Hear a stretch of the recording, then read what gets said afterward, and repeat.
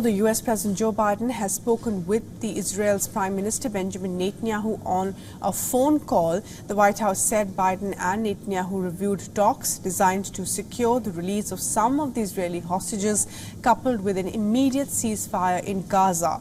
Now, the Israeli government has come under intense pressure from its global allies to reach a ceasefire, as well as from protesters from within Israel demanding the release of hostages. The White House has said that Biden and Netanyahu also discussed the increase in the delivery of humanitarian aid into Gaza. This includes preparations for opening the new northern crossings starting this week. This comes as the U.S. Central Command and the Royal Jordanian Air Force conducted a combined humanitarian assistance airdrop into northern Gaza. And according to CENTCOM, the U.S. jets dropped 24,000 ready-to-eat meals in northern Gaza. Additionally, more than 13,000 meal equivalents of the Jordanian food supplies were also delivered. Meanwhile, the World Central Kitchen said that it will resume operations in Gaza as well today. This a month after 7 workers of the US-based charity were killed in the Israeli airstrikes. Now, Biden, in his call with Netanyahu, reiterated his clear position on any Israeli assault on the southern Gaza city of Rafah. Netanyahu has vowed to send troops into Rafah, where more than 1.5 million civilians have taken refuge.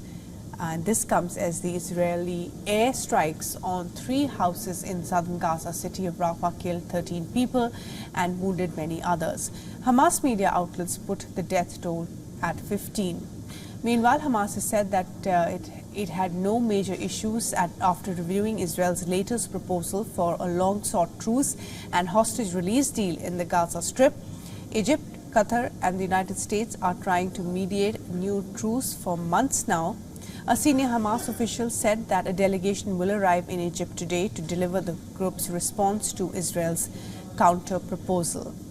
On the other hand, the U.S. Secretary of State Antony Blinken will expand his own trip in West Asia and continue on to Jordan and Israel after visiting Saudi Arabia.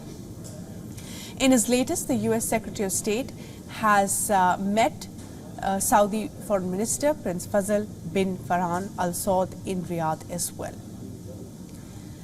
Now, the State Department says that the Blinken will work on ceasefire efforts, but added that it is Hamas that is standing between the Palestinian people and a ceasefire.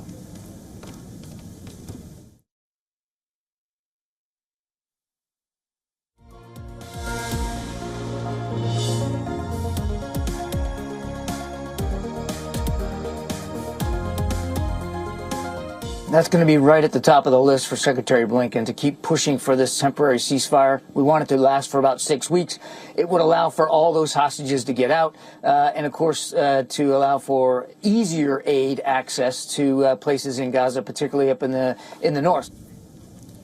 And for more on this, we're now being joined by Daniel Levy, who is the president of the U.S. Middle East Project and also has been the former senior advisor to the Israeli Prime Minister's office, including the Justice Minister as well, and is joining us live from London. Daniel Levy, thanks very much indeed for talking to us this afternoon. Your thoughts on on America pushing for this temporary truce up to 6 weeks? Blinken is back in West Asia. How much of this do you think is possible given the different scenarios, and Netanyahu himself, who has been pushing for the Rafah offensive to go through? Well, as you know, this, of course, has been something discussed for months now.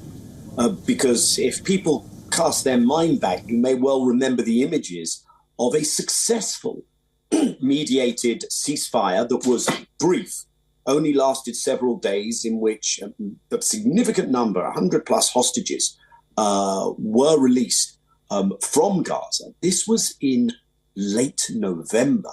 Here we are. It's May in a couple of days. And so the talks have really gotten nowhere. And why is that? And I think that's a question that's crucial, because it may help us understand the prospects for this latest phase. And I think where we got stuck is this another temporary pause after which there will be further destruction, mass killing of Palestinians in Gaza? Or is this an on-ramp to a full ceasefire, to a permanent ceasefire. And it's breaking that question that I think is the major challenge. There are other issues, no doubt. What will be the deployment of the Israeli military during the release phase? What will be the situation with humanitarian aid being able to get in? Israel has prevented most of the much needed, desperately needed aid getting in. What Palestinian prisoners? There are tens of thousands of Palestinians now held in Israeli jails, many detention without trial. The American position, and you just told us it again, is that this will be a temporary pause, not a permanent ceasefire. And I think unless we can see something that tells us this war will end, we may well remain stuck. Right.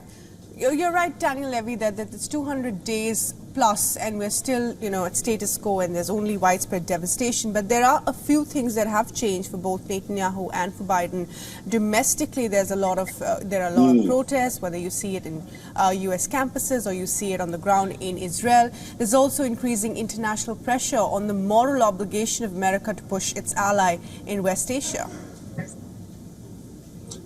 So with your permission, let's maybe deconstruct the things that you just raised.